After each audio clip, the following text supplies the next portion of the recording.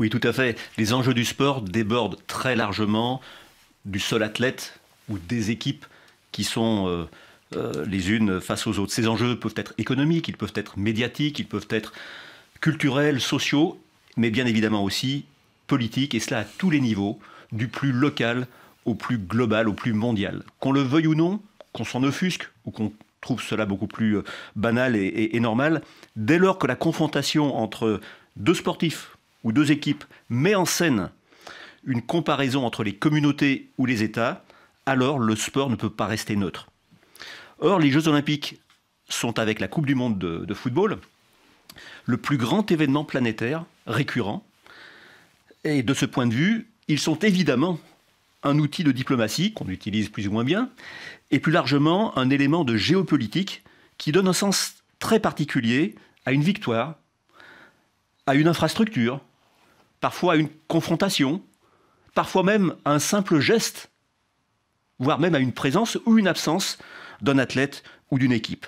Et ce qui fait le sel de cette histoire, c'est que cette présence du politique peut bien sûr éclairer la quête de la performance avec tout ce que cela suppose en amont, en termes de préparation physique, parfois médicale, en termes d'innovation, notamment d'innovation technologique, en termes d'équipement, par exemple, lorsqu'il s'agit d'inventer des manières d'améliorer la performance. Mais cela peut tout autant permettre de décrypter la communication autour des Jeux, en amont, pendant, après. On parle parfois de propagande ou de contre-propagande. La volonté d'accueillir une grande compétition, cela fait aussi partie de la géopolitique.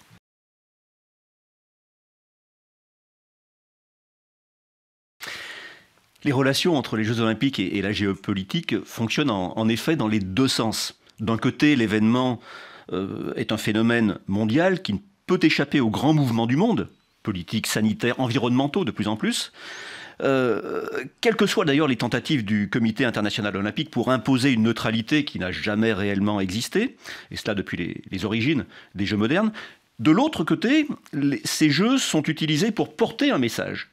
Et à chaque fois, il n'y a pas d'exception, pour porter un message à caractère politique, à une audience désormais de plusieurs milliards de personnes, téléspectateurs notamment, et à l'attention de tous les décideurs du monde. En ce sens, l'histoire des grandes manifestations sportives dit beaucoup de l'état du monde à un moment donné. Et en telle ou telle occasion, d'ailleurs, ces événements ont pu peser sur l'histoire elle-même, l'histoire des relations internationales. Par exemple, en confortant des orientations ou en accélérant des inflexions diplomatiques. Lorsque on pense à ce qu'on a appelé la politique du ping-pong, il a fallu reprendre des relations entre deux États.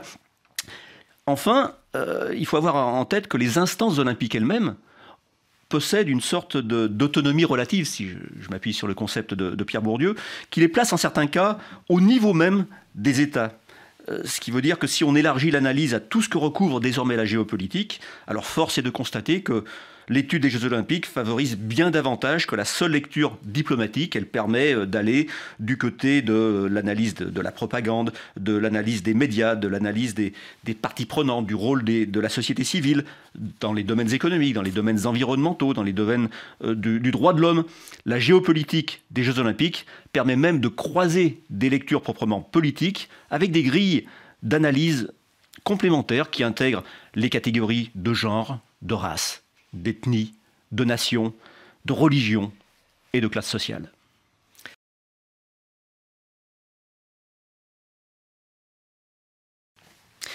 C'est une certitude. Non, les Jeux Olympiques et Paralympiques d'été de Paris en 2024 ne dérogeront pas à la règle et une lecture politique et géopolitique s'imposera évidemment à nouveau. On pense évidemment d'abord aux conséquences de la guerre en Ukraine. On peut espérer, et nous espérons tous, qu'elle sera alors achevée, mais la solution déjà proposée aux Jeux de Tokyo d'une équipe d'athlètes russes sous bannière olympique sera-t-elle suffisante? Pourra-t-elle être encore utilisée? Peut-on imaginer les athlètes russes et ukrainiens s'opposer tranquillement sur la piste du Stade de France? C'est difficile. La situation au Moyen-Orient, les tensions entre Israël et les territoires palestiniens, la question taïwanaise toujours, les deux Corées, le Kosovo, qui est reconnu par le CIO, mais toujours pas par l'ONU.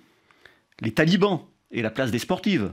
On le voit, l'état du monde imposera une nouvelle fois des adaptations, des ajustements et sans doute des arbitrages, les uns par le CIO, les autres par le comité d'organisation de Paris 2024, certains probablement aussi par le gouvernement français lui-même. L'avenir nous le dira. Affirmer l'apolitisme du sport est en réalité, en tant que tel, un acte politique.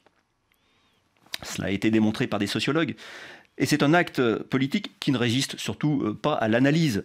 Dans une société ultra connectée, où la communication est omniprésente, le sportif, qu'il le veuille ou non, et parfois il le veut, il l'exploite, il l'utilise, le sportif est devenu un messager politique, et les Jeux Olympiques, une scène mondiale, où la compétition doit être interprétée comme bien davantage qu'une simple confrontation entre athlètes.